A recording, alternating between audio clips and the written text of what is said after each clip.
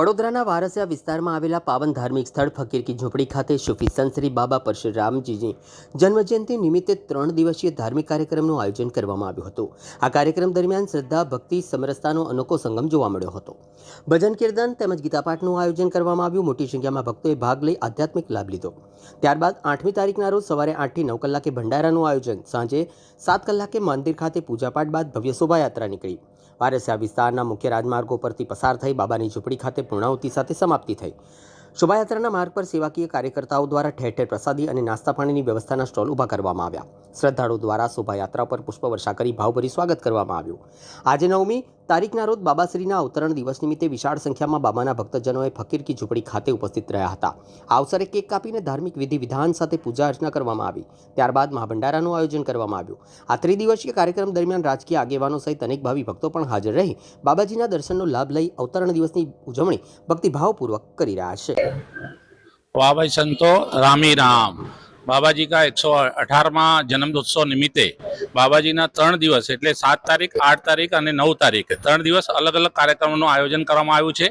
7 तारीखे सवारे गुरु सेवा हती, एना पछी भंडारो हतो, एना पछी सुखमणी साहेब अने भोग साहेब हतो અને 8 તારીખે એટલે કે આજના દિવસે સવારે ગુરુ સેવા હતી, પછી ભંડારો હતો અને સાંજે બાબાજીની જે મંડળી છે એના દ્વારા નગર કીર્તન યાત્રા છે અને નગર કીર્તન અહીં મંદિરથી શરૂ થઈને આરટીઓ સર્કલથી થઈ પ્રેમ પ્રકાશ મંદિર થઈ હરીશ્વા સ્કૂલ થઈ ને નિજ મંદિર સાથે સમાપ્ત કરવામાં આવશે। અને આવતીકાલે એટલે 9 તારીખે બાબાજીનો જન્મદિવસ છે। બાબાજી સૂફી સંત હતા।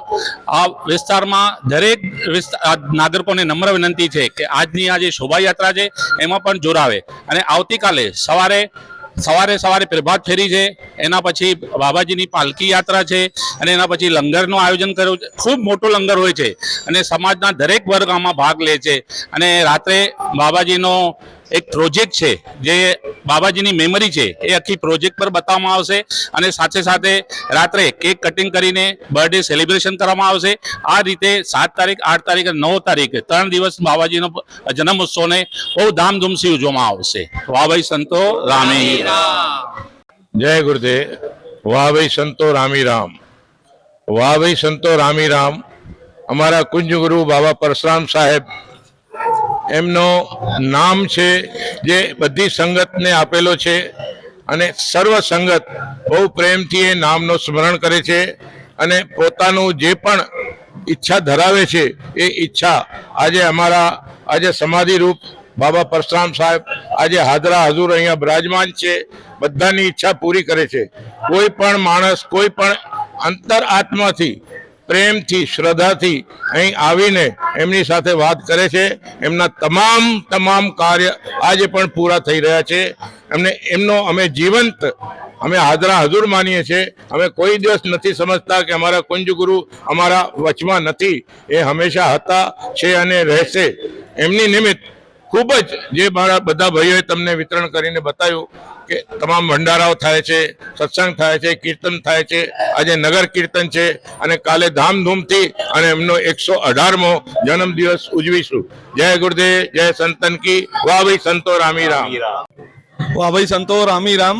कुंज गुरु बाबा परशुराम साहब जी के 118वें जन्म जयंती की आप सभी भक्तजनों को पहले तो एडवांस में हार्दिक बधाइयां दे रहे हैं और आपको बताते हुए बेहद खुशी हो रही है। जो हमारे ये हाजरा हजूर बाबा साहब जी है, बाबा परशुराम साहब जी, जिनका फकीर के झूंपड़े के नाम से यहाँ पे एक